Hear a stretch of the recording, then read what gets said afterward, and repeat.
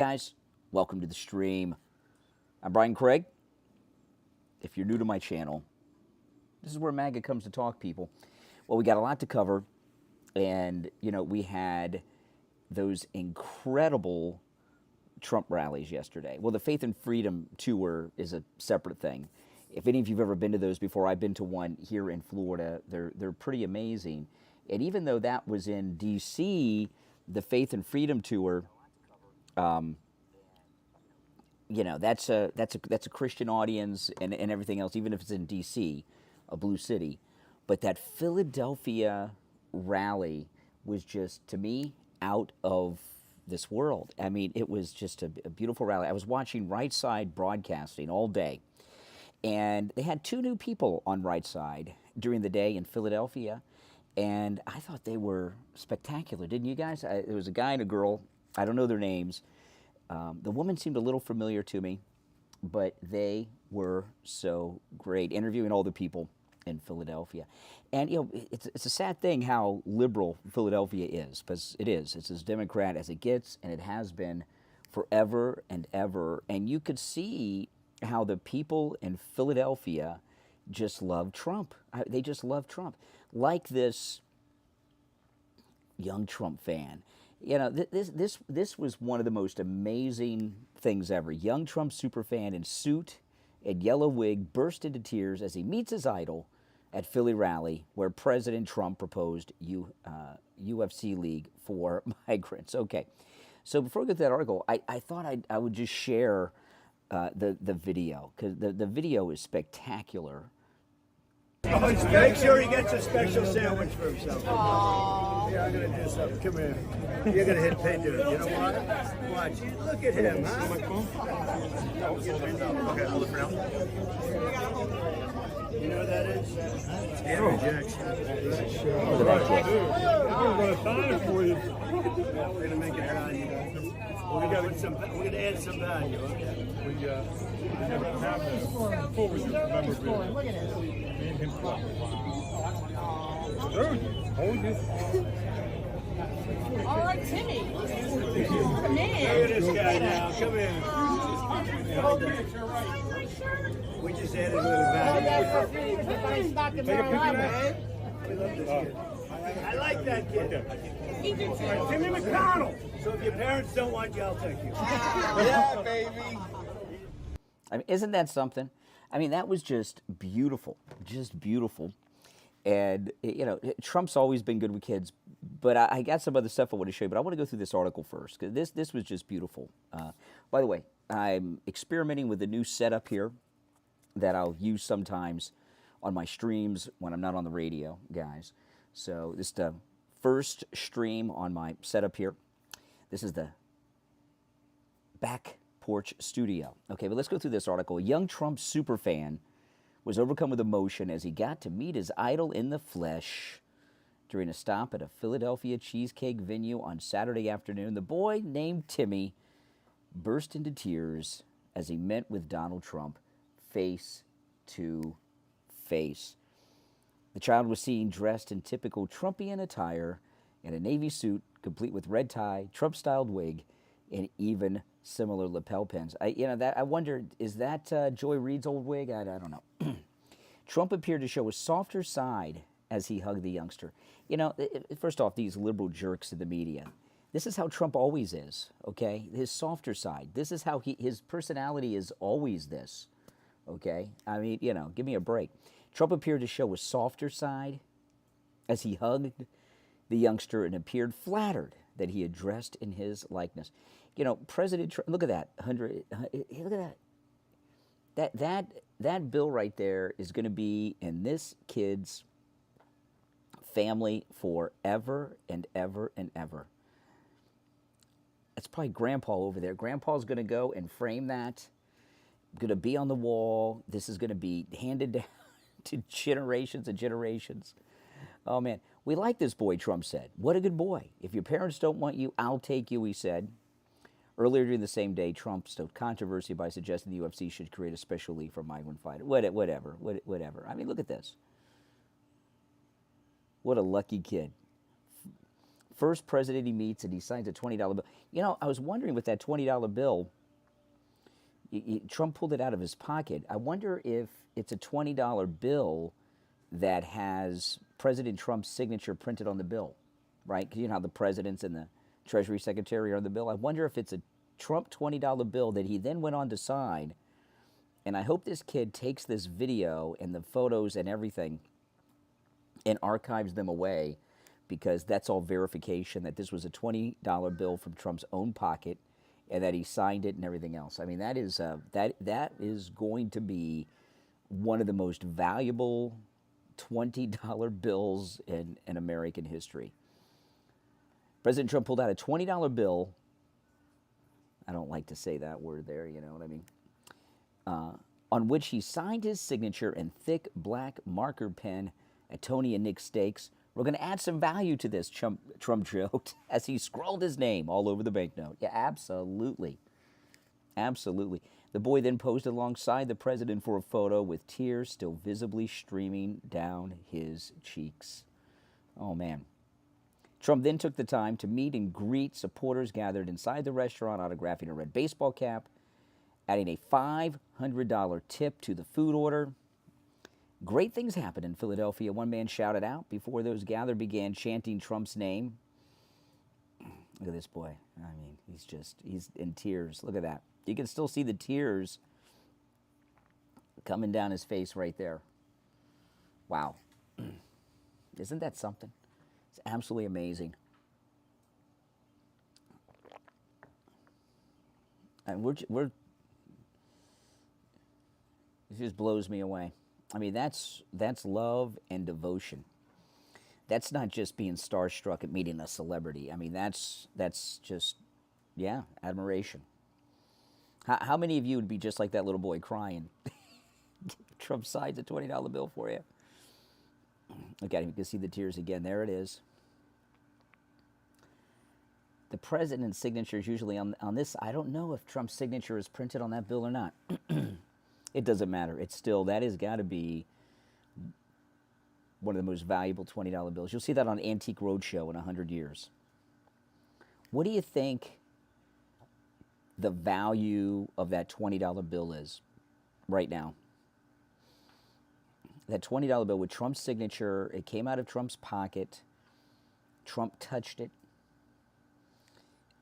The value of that $20 bill, and it really shows you, you know, President Trump, everything he touches increases in value. He knows how to make things valuable and make people wealthy and make people financially well off. And, you know, it's kind of like what things are going to be like when he's back in office for a second term, right? We're all going to have more money in our pocket.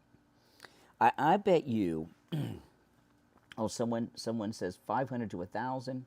Someone else says 200,000. If you took that $20 bill and auctioned it off today, which I know this kid will never sell that $20 bill, I think you could get six figures for it. Absolutely. I think you could get six figures for that right now. No doubt in my mind. Someone would come along and pay six figures for that. Easily. Right now during the campaign, I think it's a priceless family heirloom. I would never sell it, of course. Oh, man. Yeah, I'm not going to get into that UFC stuff. That's what they want us to do. But you go through this. I mean, look at this. Make sure he gets a special sandwich for himself. Aww. Yeah, I'm going to do something. Come here. You're going to hit pay dirt. You know what? Watch. Look at him, huh? Okay, hold it for now. You know what that is? Andrew Jackson. Andrew Jackson. I'm going to sign it for you. We're going to make it value. We're going to add some value, okay? We have a cabinet full with memorabilia. Look at it. Me and him. Hold this. Look at him. All right, Timmy. Come Look at this guy now. Come here. We just added a little value. Take a picture, man. We love this kid. I like that kid. Timmy McConnell. So if your parents don't want you, I'll take you. Yeah, baby. I mean, look at this rally yesterday. Look at this. I mean, this is just phenomenal. Look at this. Thank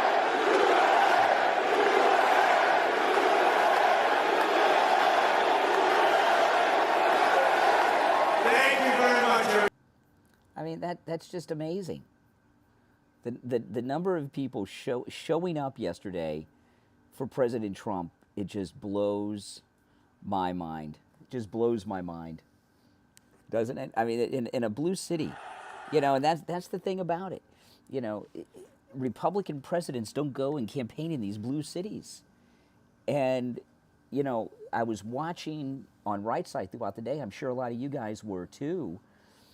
I saw one protester that had a bullhorn with like a little microphone, and that was it. In a blue city, as blue as Philadelphia, there was one protester. Now think about that. That's amazing. That tells you how much in these blue cities that they're desperate to be saved from this Biden regime. But you know, they say that I pulled this up. You guys remember this?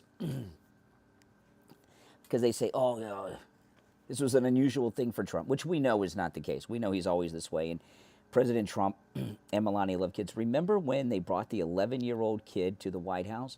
Now, this was 6 years ago. This kid, he could be old enough to vote for Trump now, right? He could be. Remember this little boy mowing the lawn at the White House? Look at this. Remember, he invited Trump to mow the lawn. He's doing it right, too.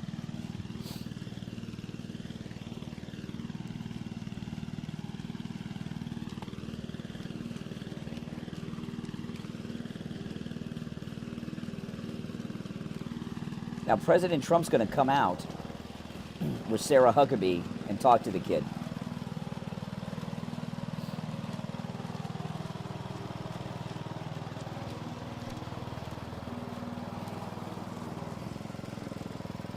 He's doing a good job. That's a thick lawn.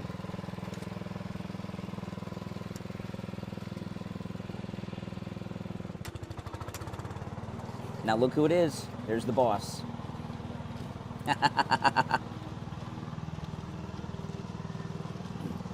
The kid doesn't even notice.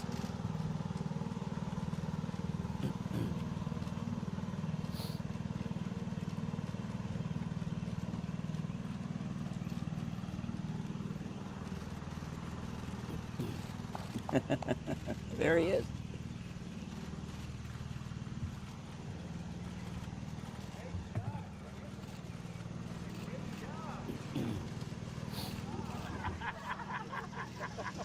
He's not even going to stop his work.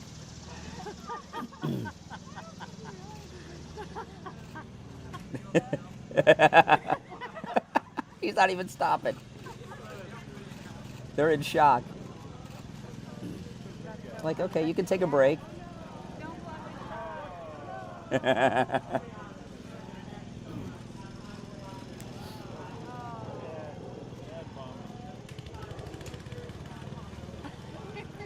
I mean, this kid's absolutely amazing. I mean, he's got his job to do. He doesn't want to stop. The president's walking with him. Have you ever seen anything like this? Now, like I said, this was 6 years ago. He was 11, so it's possible he could be voting for Trump this time. Look at that.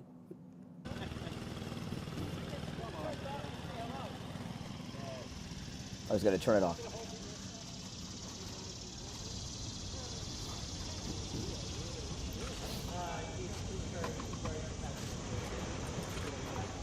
Dad. Can we get a photo? Can we get a photo?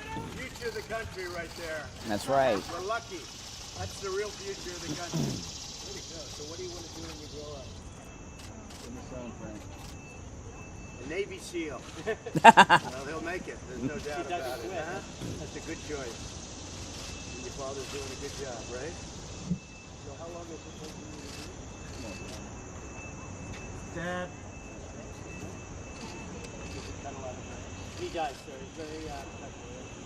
Well, this is Frank. He's going to be very famous. He's going to be a Navy SEAL someday. He's going to do great things for our country. Thank you, man. You take care of yourself, okay? You know what? If you get him on right into the Oval Office. Oh, Trump just said he'd go over there. I'm going to give you. He said he's going to give him a tour of the Oval Office. We'll take a couple of pictures of him. You want to do this? We would love to, yeah. We'll bring them into the Oval Office. Thank you so much. Maybe he'll be president. Anyway, great. So you come in when you finish, okay?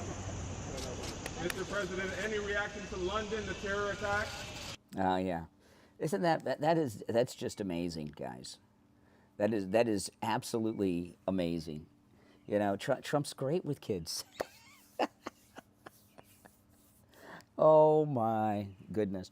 So, you know, this is just going to be a setup that I use sometimes when I'm streaming from home. This is my back porch. So you guys can let me know in the chat or in the comments what you think. I just set this up yesterday. My daughter actually set the computer up for me to be able to do this. So I don't always have to do. Sometimes I'll still use my phone on the horizontal, but I don't have to use my phone all the time. So I appreciate my daughter for doing. My daughter is very tech savvy. My daughter's nickname is Tech Support.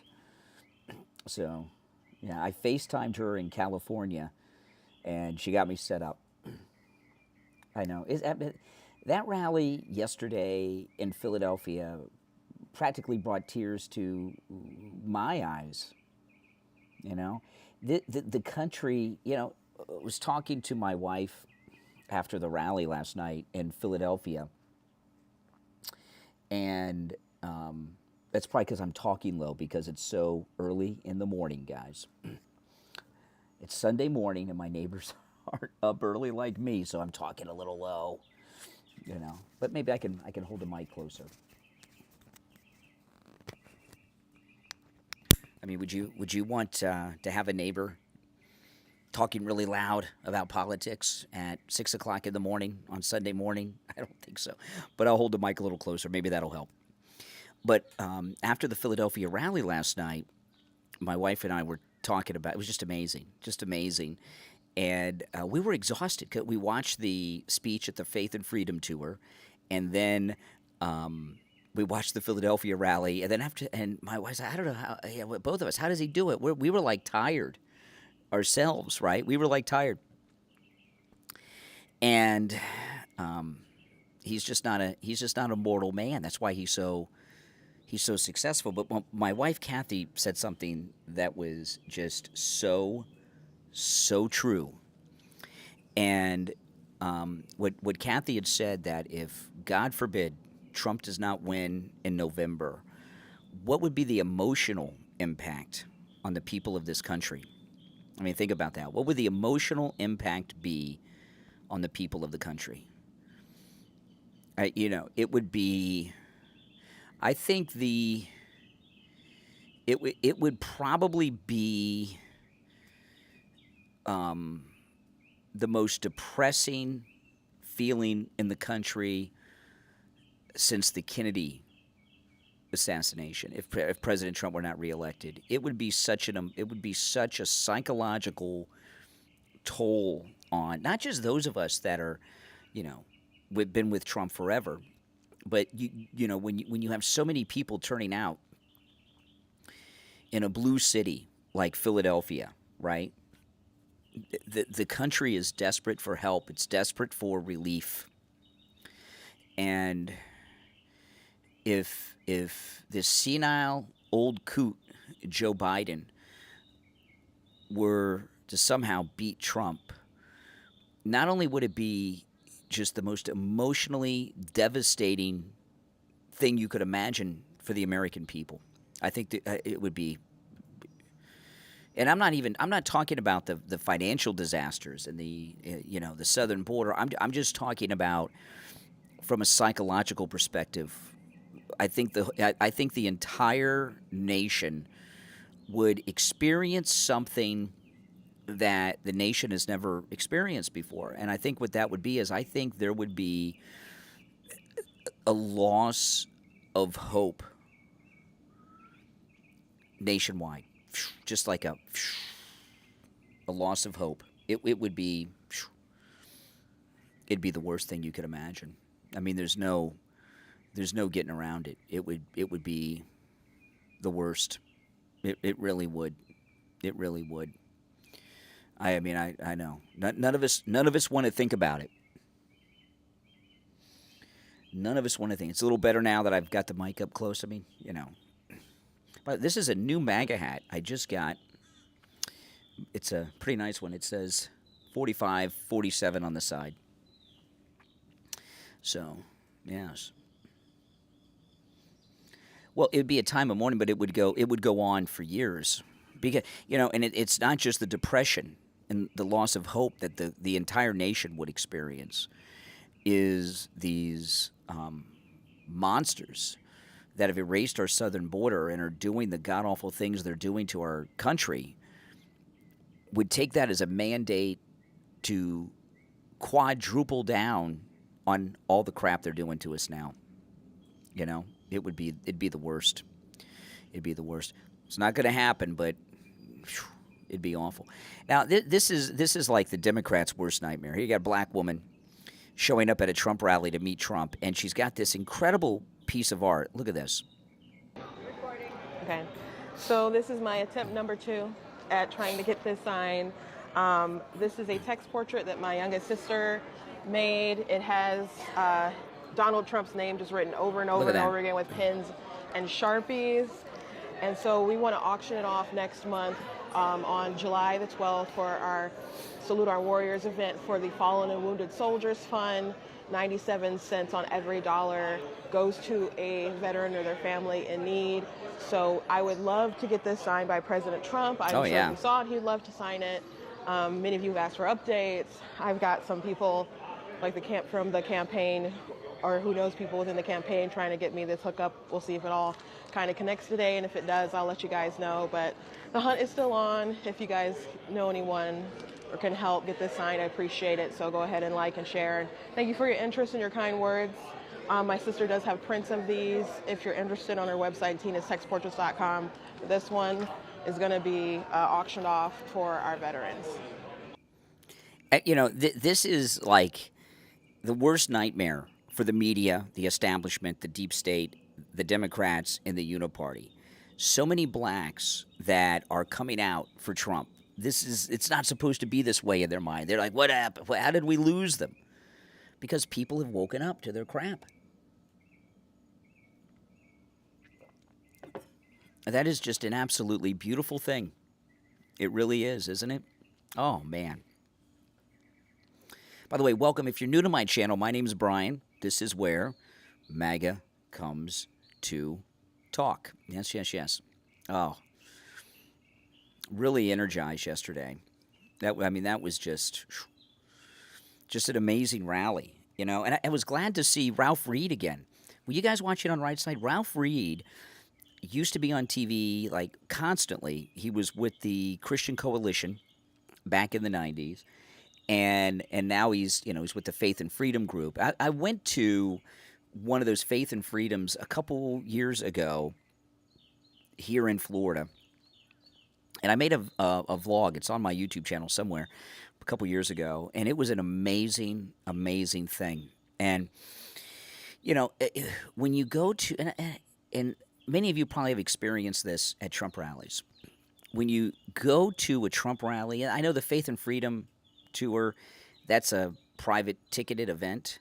It's not like a regular Trump rally, but they still have open seating, right? And you go to a Trump rally, you go to the Faith and Freedom rally, even though there's thousands and thousands of people there, you don't know them, they don't know you, there's an immediate bond. It's like going to a family reunion. There's a connection between people at a Trump rally or any Trump event.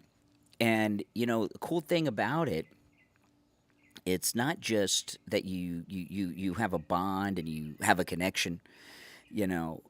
It's like you've known these people your entire life, even though you don't even know their names. And it's and I imagine some of you have had this experience too at Trump rallies. You know, you get to these Trump rallies and you go early because you want to get a good seat. And but of course, you're there for hours and hours and hours. You have to go to the restroom. You could go at a Trump rally. You can go to the restroom and no one's going to steal your seat, even though the seats aren't assigned. You know what I mean? I've never seen someone come back and not be able to get their seat. It's just an amazing connection, and the Trump rallies are the most diverse events in the country that I've ever been to. I go to everything. I've been to so many things. You guys too, right? You go to sports games. I've been going to political things for my whole adult life. Go to conventions, Star Trek conventions, travel. I've never been to an event that is as diverse as the Trump rallies. And this, by the way, goes for the Faith and Freedom Tour, too. You not just the rallies themselves. Racially diverse, religion, nationality. When I was watching on sexuality, gays, when I was watching on Right Side yesterday, that couple they had on Right Side yesterday was spectacular. I hope they become regulars. They were very, very good. The woman looks a little familiar to me. She said she works in the entertainment business. I don't know who she is, but she looks very familiar. But she was interviewing people in the crowd, and she interviewed this one woman who was FaceTiming a family member of hers. I don't know if it was her sister, her mother. She was FaceTiming a lady in Greece, and they were Greek immigrants. And they were FaceTiming their friend in Greece, and in Greece, they're like, we hate Biden. They were saying, we hate Biden. And they're legal immigrants, legal Greek immigrants, of course. And the Right Side Broadcasting girl had asked about their thoughts on people just jumping the border. They were pissed. That's one of the reasons Trump's doing so well with Hispanics. For some reason, the Democrats and the media and the Uniparty, it's probably their elitism, their bigotry, but they think that people that are legal immigrants somehow are sympathetic to these illegals, and nothing could be further from the truth. So our great president, this is President Trump. This is on Trump Force One yesterday. Before I play it, look at the wood back there. What kind of wood is that? Let me know in the comments.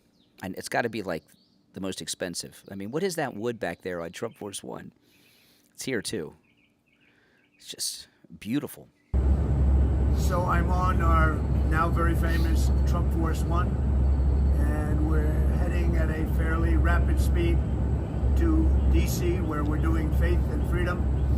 It's a great group. It's going to be a big crowd, and you'll be watching it very shortly. And then after that, we're going to Philly. We're having a big rally later on this evening, early evening if you want to watch. It's on most of the television. It'll be on just about everybody, come to think of it. It's amazing. They're all picking it up. That means we're getting ratings. It's very simple. If you get ratings, they pick it up. If you don't get ratings, they don't pick it up. Very simple business. But we're working hard. We had great polls that just came out. Rasmussen, one of the most respected pollsters, has us 10 points above crooked Joe Biden, the worst president in history. And I just want to tell you that we're going to have a big day today. We're going to have a big day right until the 5th, because November 5th will go down as the most important, most consequential day in the history of our country. That's election day. We have to win. If we don't win, this country is finished. It really is. It's finished. Thank you very much. Yeah, someone said cherry. A couple people said mahogany.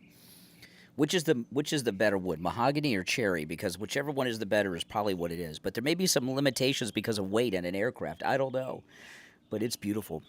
Have any of you guys seen my videos when I go over to see Trump Force One parked at the airport? It's absolutely amazing. It's absolutely amazing. Oh, it's beautiful. I've done a lot of videos over there at Trump Force One. It's right down the street from his house. It's about, with traffic, 10 minutes from Mar-a-Lago.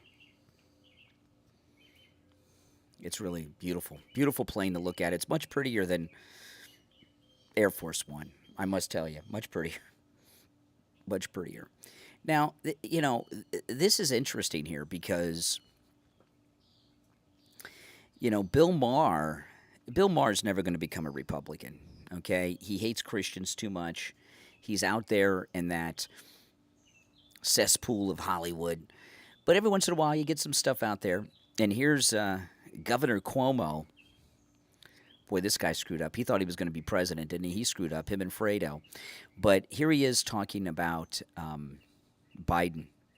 His immigration policy was a mistake, right? I get the theory of the extreme left. We're a land of immigrants, let everyone come in, we all came as immigrants. I get it.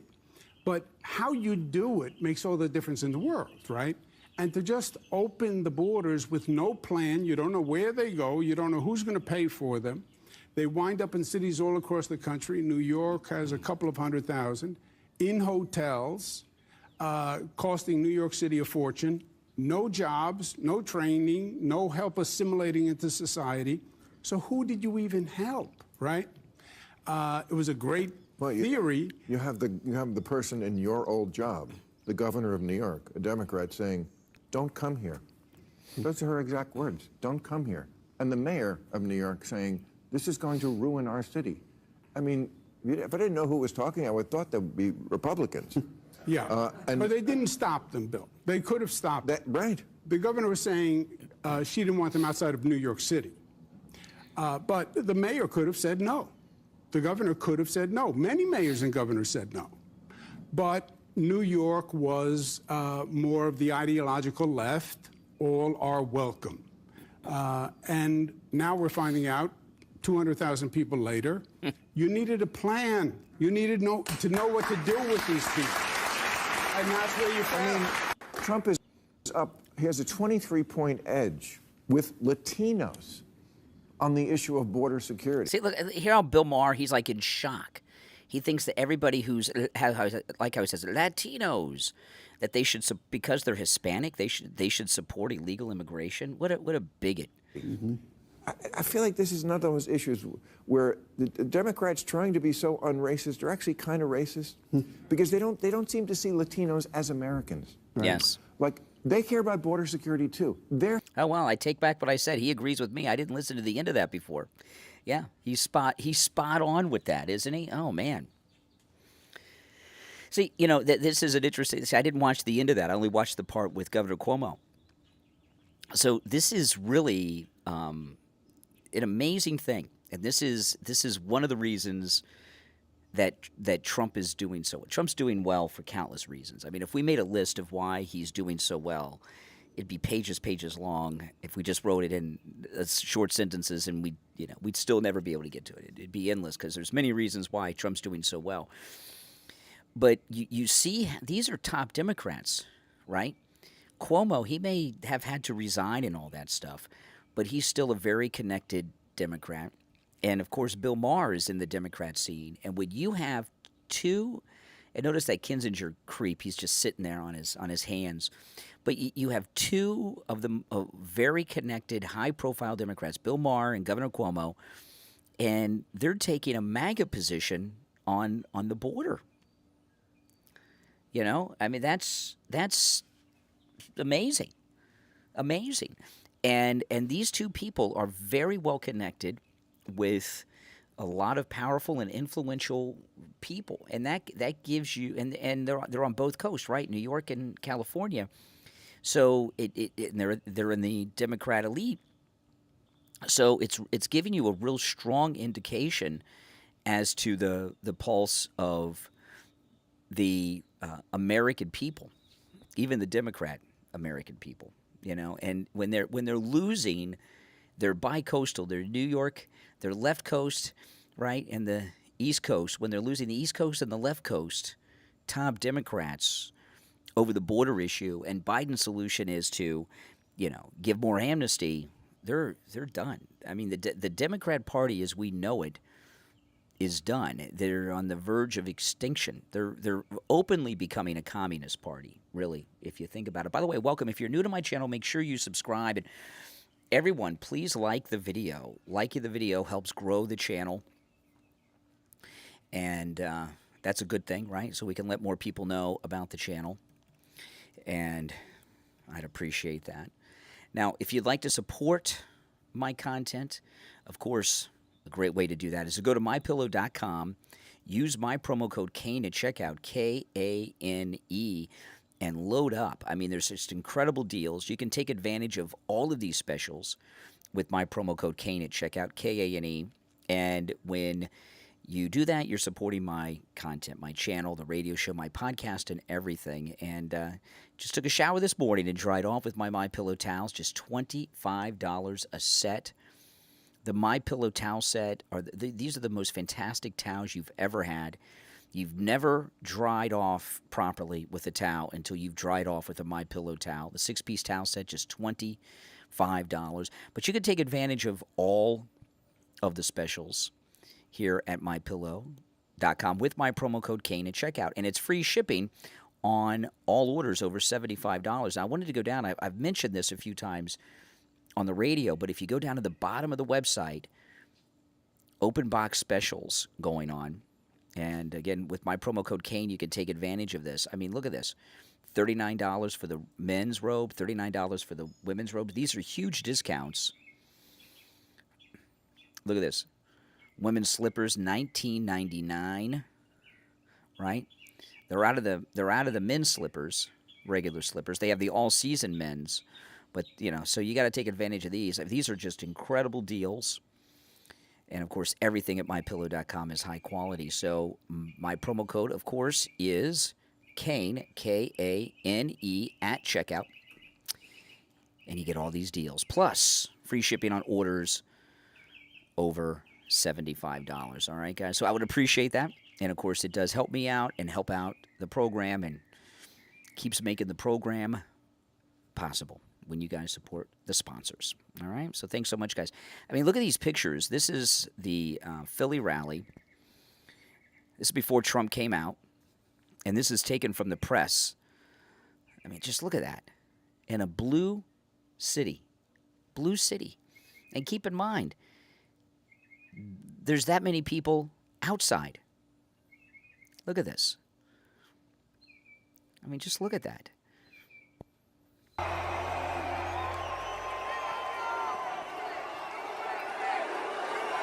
Look at that.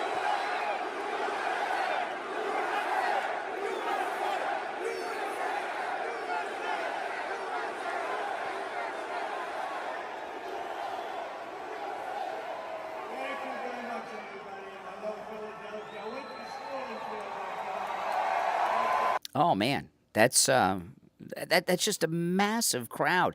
With right before, if you go to a Trump rally, right before Trump comes out, because when he's sometimes they'll tell you the president's in the building or something, but there's always a way that that either he's in the building or he's going to be there soon. So everyone makes a mad rush to the bathroom because they don't want to have to get up and pee, while the president's talking. So what the press do is that moment right before Trump comes in, they take pictures of empty seats and say, look, it's an empty thing. That's just not the case. People just go and run to the bathroom right before he comes out. And this is kind of what I was talking about earlier about hope. Had 107,000 people in New Jersey. Wildwood, we love Wildwood. 107. We had 25,000 people, and that was a rainbow coalition. That was unbelievable. And there wasn't one bad word out of it. There wasn't a fight. It was like a love fest. It was the most beautiful day. Everybody came together. You know why?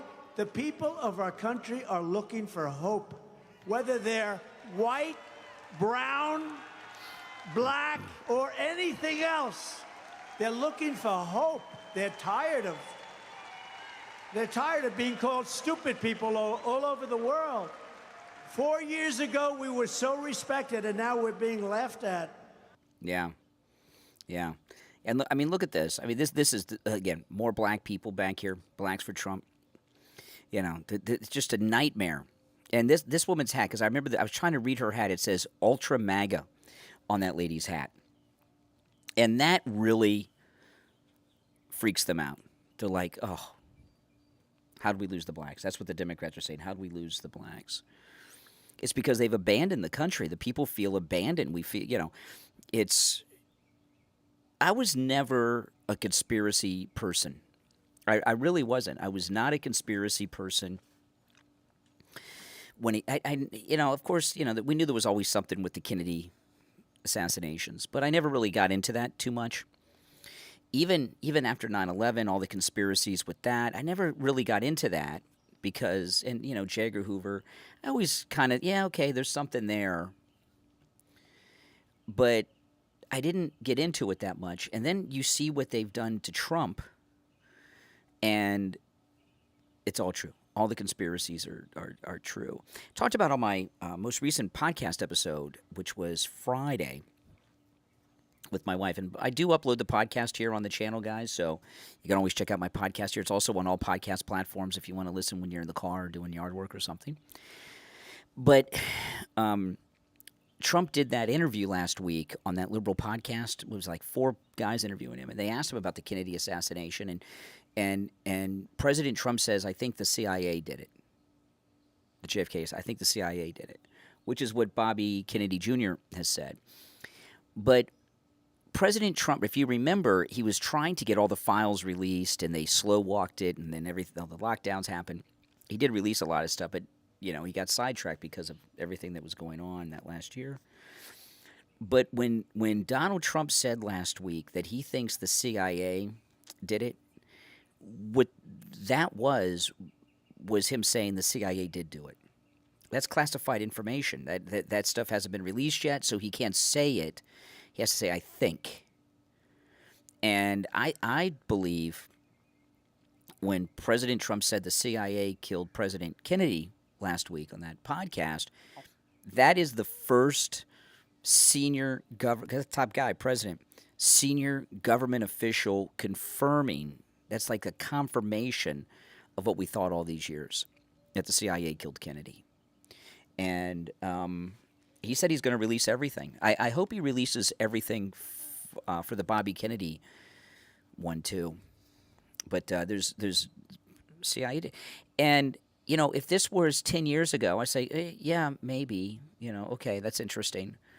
But that was a long time ago, right? If Trump had never come down the escalator, right, and had never become president, we didn't have all this lawfare and all this crap that they put him through, and someone like Trump came out and said the CIA did it, I think what most of us would say, well, I knew it, there's the confirmation, but that was 60 years ago.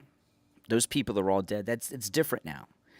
But it's not different now, is it? What the deep state and the deep state, when I say the deep state, that's the uniparty, that's the mainstream corporate media and everything else. What they've done to President Trump is a confirmation that these things never happened. One of the big revelations that came for me with Comey, and everything that went on with Comey.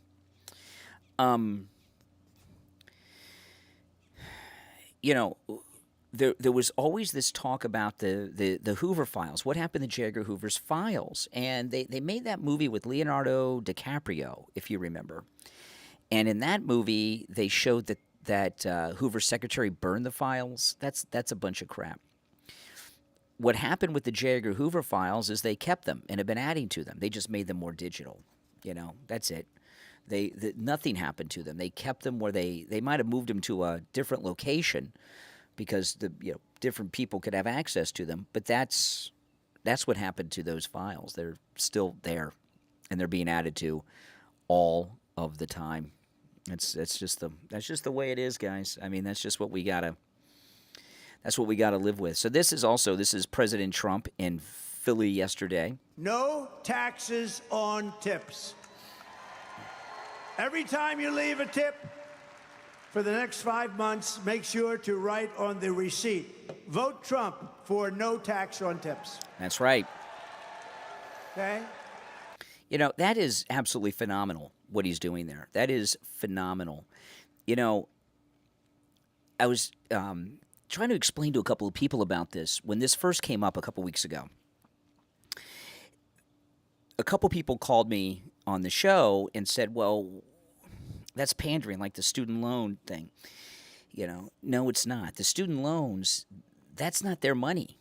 when the government gives you a tax break, the government's not giving you welfare. The government's saying, okay, you can keep more of your own money that you earned. The student loan bailout, that is like welfare. That's giving them money that's not theirs. Okay, there's a big difference. And then some other people said, oh, it's pandering because he's singling out a group of people. That's not true. You know, when the government does tax reductions, like the Trump tax reductions, they change the brackets, right? But most people that are part of the tip worker economy, they don't earn enough money a year to pay income taxes. There's income taxes and then there's payroll taxes, right? Payroll taxes are like your Social Security and Medicare. You know, those deductions that you get out of your paycheck. And people like that get returned. They don't pay income taxes. So when you change the brackets, most tip workers, nothing changes for them. So people like that get left out. That's why you hear the left say all the time, oh, Warren Buffett's secretary and this and that, it pays more in taxes than Warren Buffett or so. You hear all these kinds of things. It's because lower income people do not pay income taxes. They pay payroll taxes, but they don't pay income taxes. So this is one of the only times that group of people have gotten a tax break. If he does this, he will do it. I should say when he does this. This may be one of the only times people in that group have gotten a major tax break, right? Exactly. It's really amazing. This is also President Trump in Philadelphia. But with your vote, Joe Biden's wave of bedlam and death and terror will begin to recede the moment I take the oath of office, January 20th. That's right. First, I will stand with the heroes of law enforcement. We will give our police officers the respect and protection, resources, and support that they need to drive down your crime to zero. Second, we will surge federal law enforcement resources to the places that need them most. There are certain places, like places that I know very well here, that are just absolutely out of control. But with your vote... Yeah, exactly. Exactly. I mean, look at this. Look at that crowd. That's just amazing. Just phenomenal. And look how large the group is behind him. In a blue city. And this is just this blue city tour. The Bronx. This. It's spectacular. Look at that. Just beautiful. These kind of almost like an aerial photo in the bottom right. It's beautiful. And it's a cool thing. When you go to these rallies, if you look in the bottom right picture, you see how he walks in right down that ramp, that red carpet ramp, right to the stage. It's super cool to watch. There's some more pictures. Dan Schiavo. Just absolutely amazing. Now, here he is this is President Trump. He's in the cheesesteak restaurant in Philly. No tax on tips.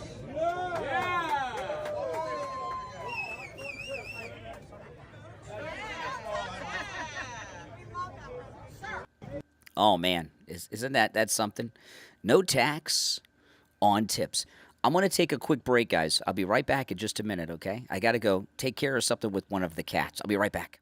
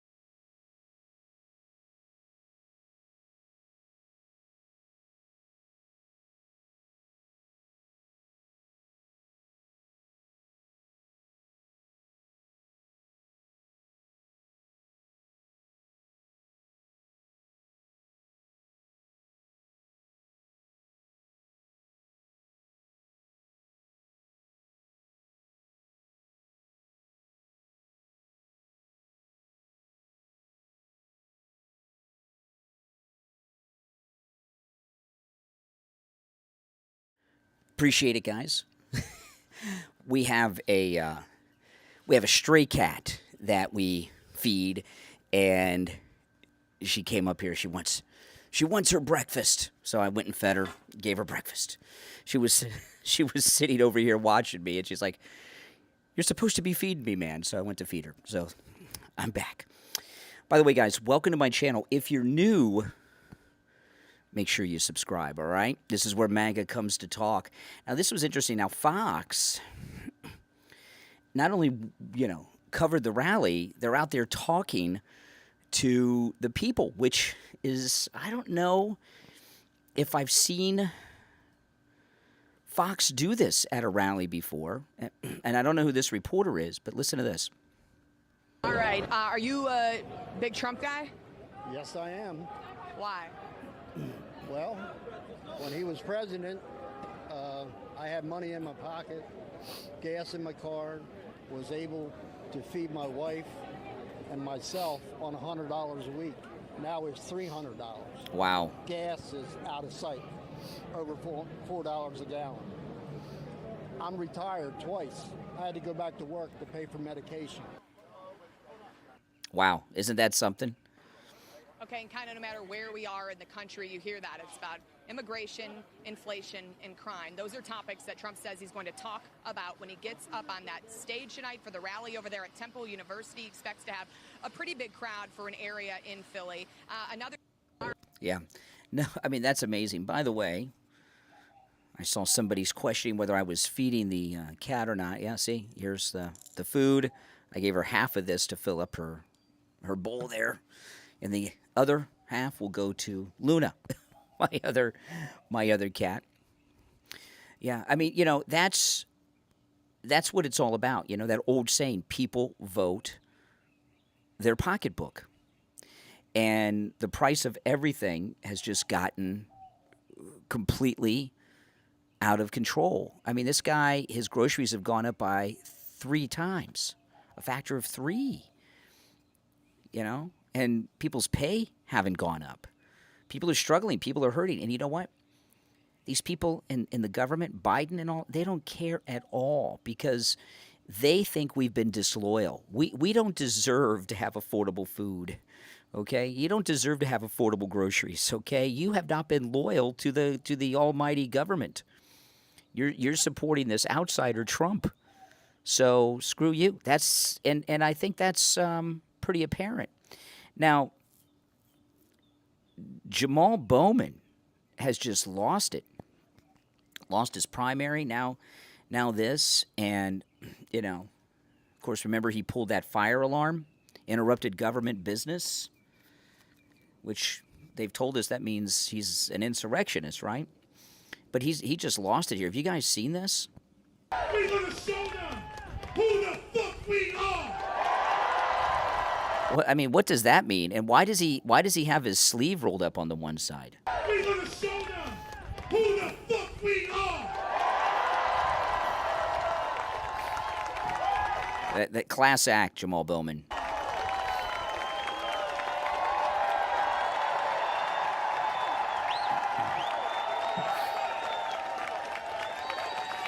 We're gonna show them who the fuck we are.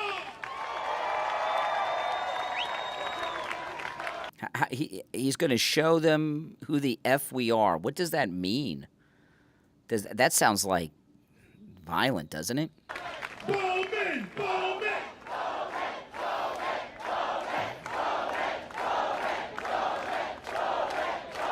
Listen. Ceasefire now. Ceasefire now. See, now he's supporting terrorists. I mean, he's just out of his freaking mind.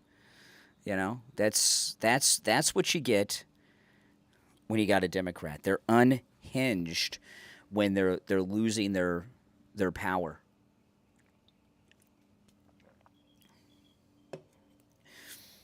Guy like that has a seat at the table. That sounded like violent rhetoric to me. That's very over the line. That attitude, that tone, that screaming. By the way, this is one of my setups, right? I've got my radio studio, I've got my podcast studio, I've got my green screen studio. This is the back porch studio. So you guys can let me know what you think.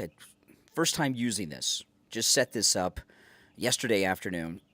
So I did an early morning stream because I wanted to do kind of like a test. And it seems to be working pretty good. Pretty good. Let's see, what else do I have here? I've got a bunch of things I want to cover. Oh, yeah, this is an article, Lee Zeldin and Andrew Stein in the New York Post that I wanted to cover a little bit. Let's see here. This is, why Donald Trump has a real chance of winning New York. This is a pretty good article. I don't read opinion pieces too often, very rarely, but I saw that headline. I wanted to hear what their thoughts were, so I'm going to read through this. It may seem unbelievable, but it's true. Donald Trump actually has a fair shot at winning New York in this year's presidential election. That's right. The state that tried to bankrupt and jail him could help elect him. Recent polling has consistently shown Trump well within single digits in the Empire State. And the state as a whole has been shifting rightward, thanks to weak Democratic leadership and failed policies that have thrown our state, New York, into a downward spiral. Start with this. In the last presidential race, Biden won New York by 23 points. Yet the latest Emerson poll shows Biden lead now down to just 6 points, which is almost within the margin of error. Political pundits and high-paid consultants may dismiss this outright, but New York's rightward shift in recent years is indisputable, and it could result in a game-changing flip this November.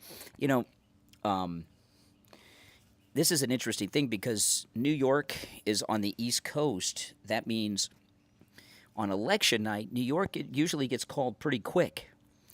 And I don't think they're going to call it because I think they're going to hold off calling New York for as long as possible because they don't want a domino effect for the states where, the polls are still open. Think about it. Crime has surged. Subways have become less safe. Public safety is at risk everywhere thanks to Democrats' pro-criminal laws like cashless bail. Criminal illegal migrants are raping 13-year-old girls in parks, assaulting our police officers, and staying in luxury hotels at taxpayer expense. Anti-Semitism has soared.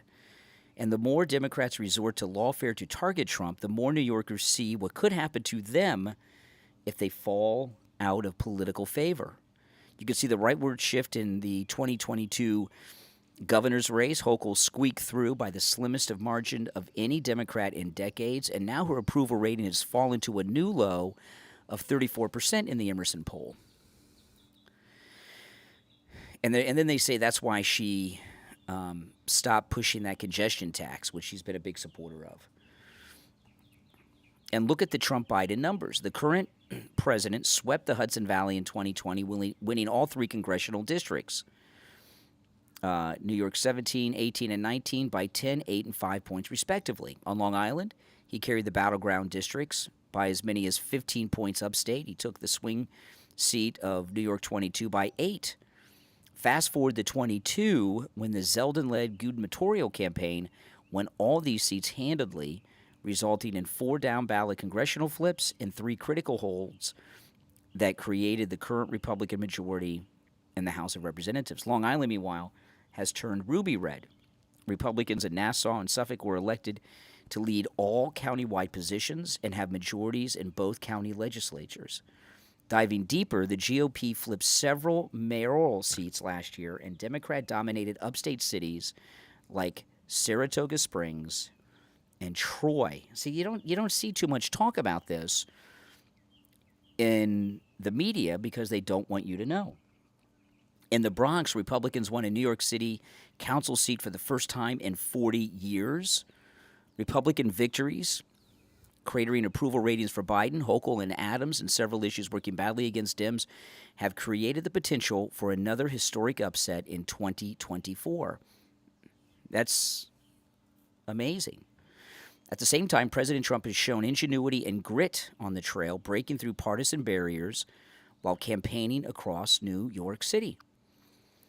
His visits to a Harlem bodega, Union construction site, and FDNY firehouse, along with his massive rally in the South Bronx, all are resonating with voters, not only in New York, but in every big city in America. That's amazing.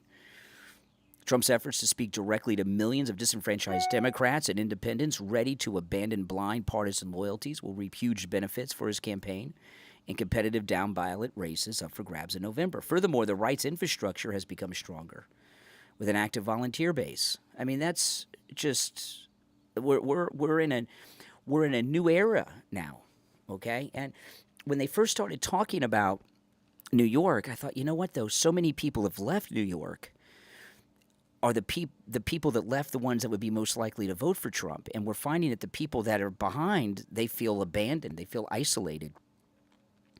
You know, I mean, there's nothing the Democrats have done other than continue to just abuse the people everywhere in this country. That's just it. I mean, there's no getting around it. I mean, they just abuse all of us, make us suffer. In New York, they're forced to pay and live around these illegals that are causing all kinds of problems. That rape of that girl in the park, they caught the rapist, right? They caught the rapist, but it happened, you know, and people are not happy about it. And you know what? People shouldn't be happy about it. Now, look at this. This just gives you an idea. They're talking about, they're really after Judge Cannon. Judge Cannon's the Trump-appointed judge here in Florida in the documents case. And she's the only judge who's not, like, crooked in this whole thing. And they're trying to get rid of her because they can't, you know, all the other judges are crooked. They're bought off. They're convicting Trump of crimes that not only is he not guilty of, but they don't even have jurisdiction over because they're federal crimes at local courts. You know, that goes on and on. There's one real judge, and the media are trying to present this idea, you know, because their deep state handlers are pushing them to do it and telling them to do it. But they're trying to push this idea that Judge Cannon's the corrupt judge. No, it's not Judge Cannon. She's the one judge who's not corrupt. And they bring this legal analyst on MSNBC to talk about it. Listen to this. Aileen Cannon has been delaying Donald Trump's Mar-a-Lago classified documents case at every turn. Now she's like acting like a little Supreme Court, entertaining the idea of overturning settled precedent, hearing Trump's claim that Special Counsel Jack Smith doesn't have the authority to prosecute him. So what exactly is Judge Cannon really up to? Melissa Murray is a professor of law at New York University. What is this woman wearing? My immediate thought was a dashiki, but I don't think so. It's a strange outfit she's wearing. Does that look like a lawyer to you? This lady next to her looks like a lawyer, but this lady on the left does not look like a lawyer. Co-host of the Strict Scrutiny podcast, along with Lee Littman and my wife, Kate Shaw. Lisa Rubin, of course, is an MSNBC legal correspondent, and they both join me now. Wait, that's his wife? Guy's got his wife on as a guest? Okay. I keep trying to check myself on this. Like, obviously, this case does present interesting issues, and it is somewhat unprecedented. So it's not like, oh, this is all by the book. But this particular claim, the special counsel is unconstitutional for a district judge operating under Supreme Court precedent, Melissa, like, it should be pretty straightforward, right? Girls, stay in your lane. Stay in your lane. So, yes. Girls, stay in your lane. Is that her legal analysis about Judge Cannon? Not only has the issue of whether the special counsel comports with the strictures of constitutional law, that's been settled. That's been addressed in multiple courts, settled. We don't have to rehash that. And even if we were to rehash it, if we were to revisit it, she's not the venue to do that. Like, she can make a decision on it, but like this whole parade of experts, amici, having people who are not... You know, all this thing, it's called due process. All this due process. Girls, stay in your lane. All this due process is getting in the way of us convicting an innocent man. You know, what's with all this due process? Motions and witnesses, testimony. What does she think she's doing? Actual parties to the litigation come in to argue. All of that seems a little bit off when, in fact, if this were an actual issue, it would ultimately be decided by the Supreme Court, not by a district court judge in Fort Pierce, Florida. In Fort Pierce, Florida. Well, I like how she says that. Let me play that again. Supreme Court, not by a district court judge in Fort Pierce, Florida. Hear that attitude about Fort Pierce, Florida. Fort Pierce, Florida, is a great town.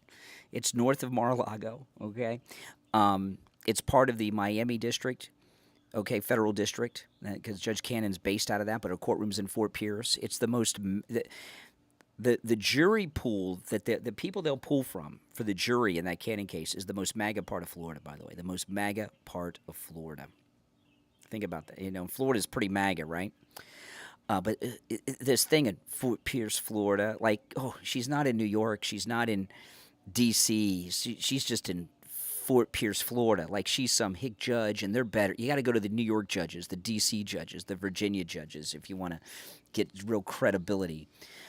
She's out of the fight. Not that the city matters, that the courthouse is in. Total northeast snobbery, right? But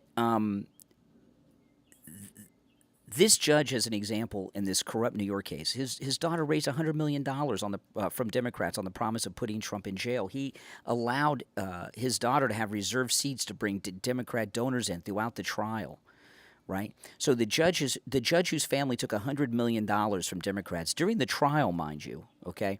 That's okay. He's not corrupt. Judge Cannon, who thinks there should be witnesses and discovery and motions and testimony and evidence, she's the corrupt one. She hasn't taken 10 cents. This guy's family took $100 million. That's okay. But Judge Cannon, well, you know, the problem they have with Judge Cannon is that she didn't take the money, right? I mean, that's what it is. You know, I think we know that. Oh, hold on, guys. Wait a second. Let me cue this next thing up I want to share with you guys. Hold on. I got so much to cover on the stream this morning. But Judge Cannon is handling it like you're supposed to handle these cases. And that's why they're after her, because she's handling it the right way. And, you know, she got the case by accident. Okay, they cases in Miami are randomly assigned, and it got randomly assigned to a real judge, not one of their judges that is on the take, right? And that's, you know. Now, this here just blew my mind. Let me pull this up. This is really important stuff here. Hold on. I got to go through this commercial first. It's going to make me watch 2 commercials. Hold on. Yeah. Okay. This just blew me away, what I'm going to share with you now.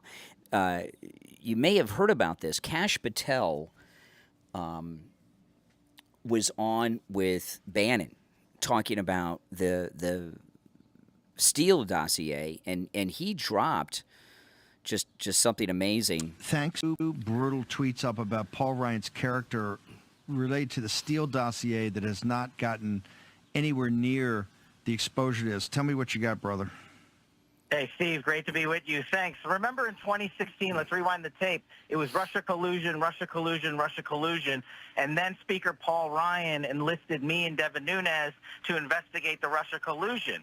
Nobody knew what the Steele dossier was in 2016. They had already gone to the federal court and unlawfully surveilled Donald Trump with it.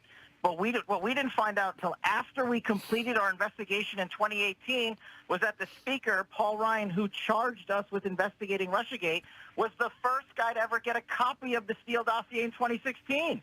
He never told us. He still never admitted it. It finally was admitted in a British court where Christopher Steele was being sued. Just think about it, Steve. We could have asked, where did you get it? Who did you get it from? How was it paid for? All of these secrets could have come out under this man's very investigation, but he rigged it from the beginning. So I'm done listening to lectures about the new conservative brand that is Paul Ryan, and anytime he wants to debate me, I'm all in. He charged us with an investigation that he rigged because he didn't want Donald Trump to succeed. He kneecapped him from the beginning. That guy's talking about not going to the RNC. No one wants him there. He's so arrogant, he doesn't understand the simple fact that we put out the truth. Cash. This is Cash, amazing. And I'll have you back on next week when we get you on the Skype. Are you telling me and telling this audience in a British court filing that Steele filed under penalty of perjury, he identified that Paul Ryan actually had the Steele dossier before he charged you guys at House Intel to look into this, and he never informed Devin Nunes, the chairman of that? That's impossible to believe. Are you sure about this?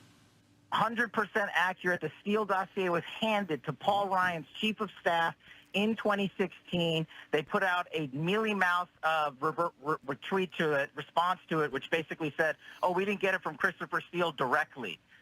They admitted it in court that they had a copy the entire time, and they didn't tell us in 2016. They didn't tell us in 2017. They didn't tell us in 2018. The quintessential piece of evidence which was exposed, because I went to DOJ and got the FISA, which the Steele dossier was entire part of, and Paul Ryan was the one that fought us tooth and nail on declassifying it. Now we know why. He had it for sure. He is a total coward.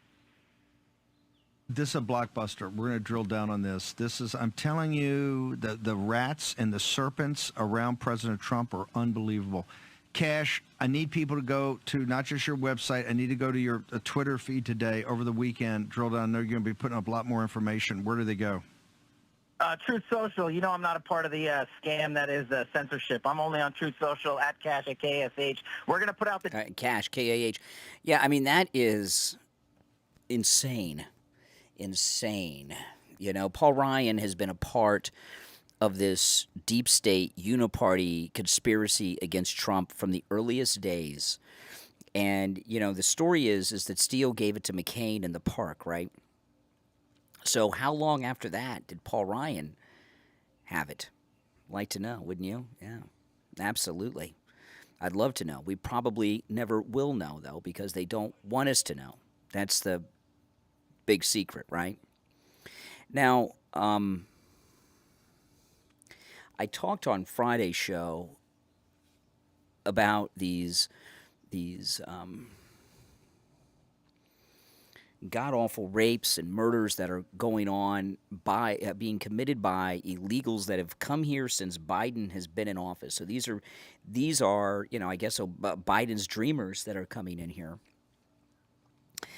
And on MSNBC over the weekend, they had a discussion on Simone Sanders' show. Now, Simone Sanders used to work at the White House. Did she work for Kamala or Biden at the White House? I can't remember which one she worked for at the White House. And they're talking about the 12-year-old little girl who was raped by the two illegals. Listen to that. I mean, this is disgusting. I mean, this is really disgusting. Remember, on Friday, I was playing the audio of Joy Reid with Jayapal, whatever that weird name she has. They were laughing that Fox News reported about the murder and rape of the poor little girl in Houston, Texas by the illegals. Listen to this from Simone Sanders on MSNBC. What do you tell the parents of those people, those young girls who were killed? This is absurdity. The preponderance of these people, Michael, are male. But what is the difference between an illegal immigrant who unfortunately engages in that activity? And we don't like that. I want to be clear. We don't use the term illegal. So undocumented individuals. We don't use the word illegal. We say undocumented immigrants. Keep in mind, they're talking about kitty rapists who rape and murder little children, and this monster, Simone Sanders at MSNBC, wants to show the proper respect. Do not disparage the rapist murderers, the kitty rapists, the child murderers. Don't disparage them. Do not be insensitive by calling them illegals. It's beyond just sick. Is in that activity. And we don't like that. I want to be clear. We don't use the term illegal. So undocumented individuals. They're illegal aliens. Undocumented individuals versus anyone else who commits the same crime. Well, what's the difference between Michael Steele? Keep in mind that guy used to be the head of the RNC. Can you imagine? What's the difference between an undocumented immigrant that does this and somebody who's here legally who commits the same crime? Well, the illegals, these are preventable crimes. These crimes would not have happened if Biden was doing his constitutional duty and protecting the border by keeping it closed. These are all preventable crimes. These are crimes. These are rapes and murders and other crimes. and other victims, there's all kinds of victims of all kinds of crimes. These are crimes that never would have happened if Joe Biden did his job, if Donald Trump was in office. They're all preventable, okay? And there's other differences too, but that's the main difference. And, you're just not going to be able to drill that into the minds of these people. You're just not going to be able to do it because they are sick, they are twisted, and they don't care. They don't care about these little 12, 13-year-old girls raped, murdered by illegals. All they care about is replacing us because we've not been loyal to the government. We vote for Trump. We support Trump. So, This is President Trump yesterday, speaking with the people. Will your VP come to the debate? Will your VP come to the debate? Will your vice president come to the debate? Most likely, yeah. Do you know who your vice president's pick is? I think we have a lot of people coming. There's a lot of interest, tremendous interest in the debate. And, when you say prep, I think this is prepping. These people know better than anybody what they want. You don't need to prep. You already won. Have you decided who your vice president is? In my mind, yeah. Do they know? Do they know themselves? Nobody knows. That's right. Keep it your way, baby. Win. Who do you like as VP? I like you to run the whole country the way you did. JDB. You like JD? JDB, who do you like? So this is amazing. This is at the Philly cheesesteak restaurant. He's asking regular people, who do they like as VP? You did.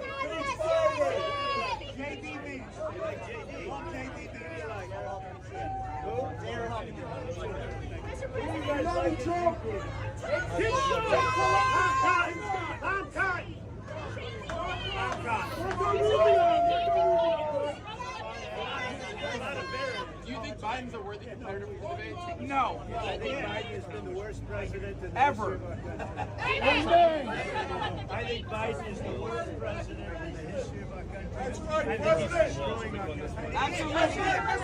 our country.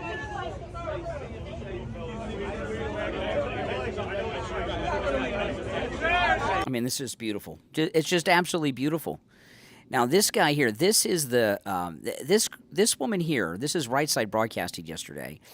Her and the guy she was hosting with, they did a phenomenal job. I've never seen them on Right Side before. This woman looks familiar to me.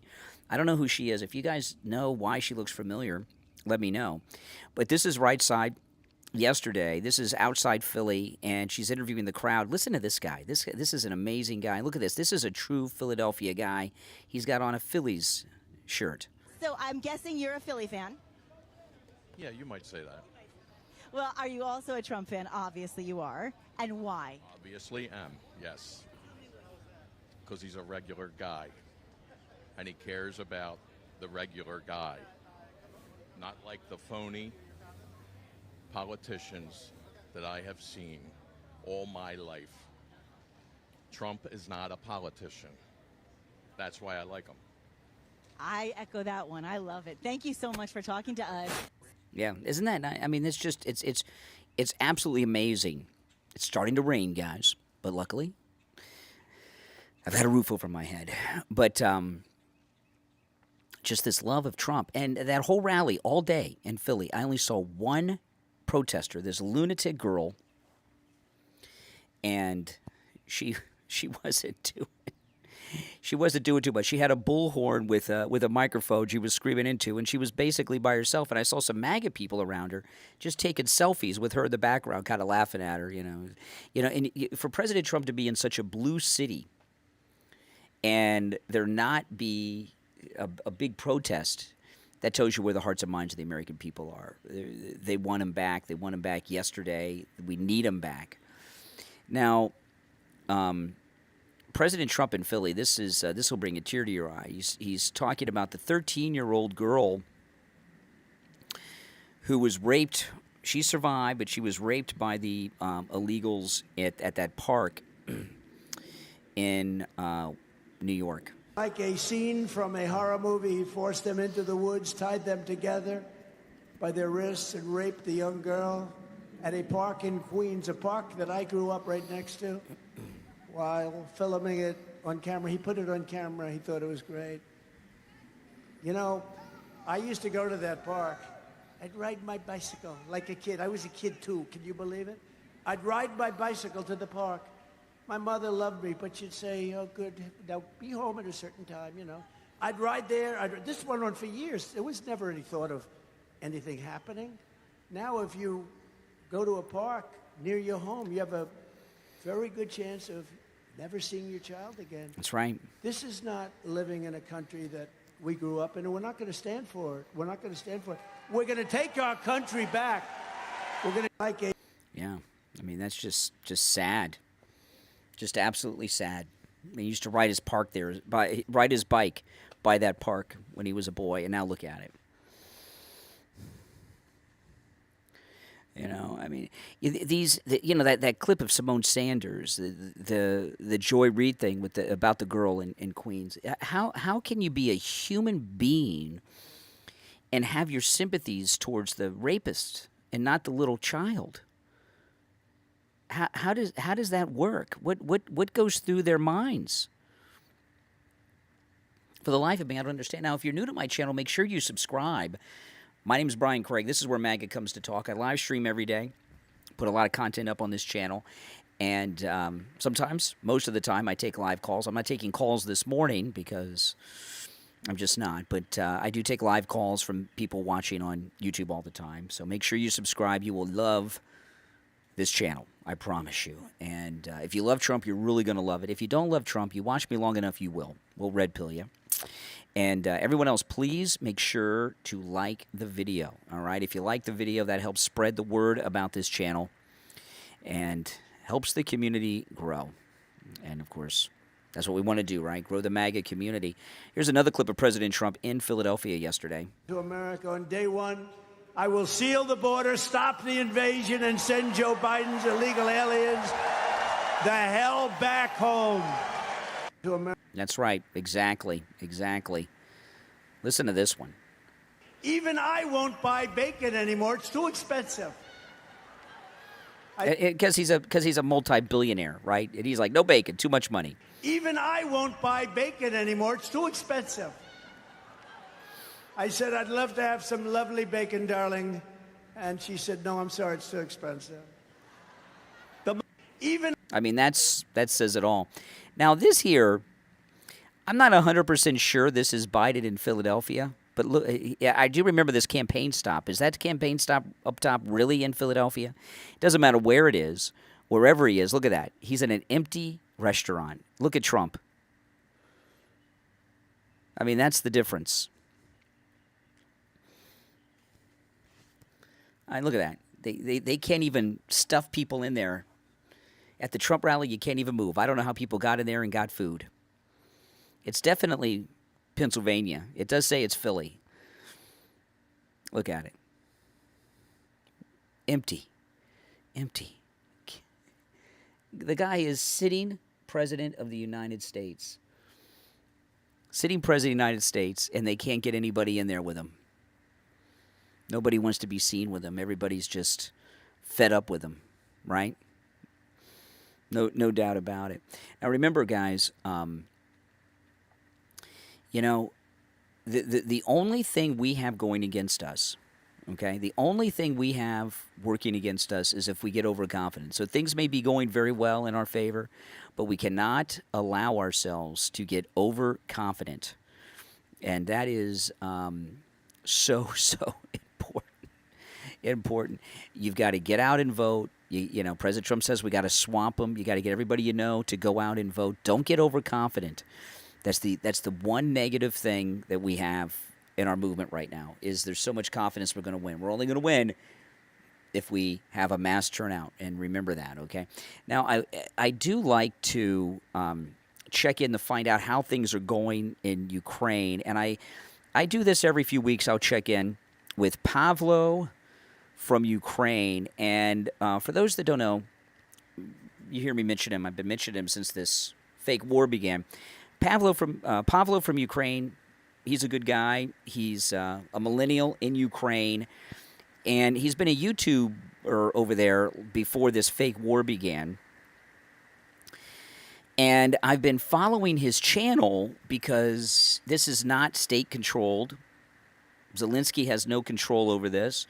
It's the most honest reporting that you get as to the state of things in Ukraine. And I check in every week or two and share with you guys. And what you see, it's not so much what you see on his channel, it's what you don't see. You don't see bombings, you don't see armies, you don't see tanks, you don't see fighter jets overhead flying by. Look at this. His most recent video, Our Life Without Electricity, Water, and Internet. Well, if there's no electricity or internet, how did he upload this video to the internet? And these are his most recent videos. Look at this. They're doing a home renovation, getting some mail from listeners, viewers on YouTube. Here he is doing some work around the house. Again, no electricity, but he's able to upload things. Here he is going on a vacation with his girlfriend to Kiev. Morning with the dog. Here they are hanging out in Kiev again. Right? A viewer sent him an American flag. You look at this. Here they are doing a door renovation. You know. Here he is with his family on the scooter. Just going around Ukraine. Here he is going to a beach resort in Ukraine. This is during this war. You know. Fixing up an old Soviet car left behind in Ukraine from the Soviet Union days. You know. You watch Pavlo from Ukraine, and you don't see much of a war going on. And, you know, I don't have anything against this guy. He's a good guy. He's just trying to make his way, you know. But the things that Pavlo's reporting don't really back up the narrative that we're getting from the mainstream news media, does it? Not at all. Well, listen, guys, I'm going to sign off. Thanks for watching. Let me know in the comments what you think about this setup here that I'm going to use sometimes when I'm streaming from home. I'll set it up where I can take calls in the future from the back porch studio. If you're new, make sure you subscribe. And everyone, please, please like the video. Liking the video helps a lot, guys. If you're already sub, please like the video. My name's Brian Craig. This is where MAGA comes to talk. Thanks so much for watching, guys, and I'll see you next time. Take care.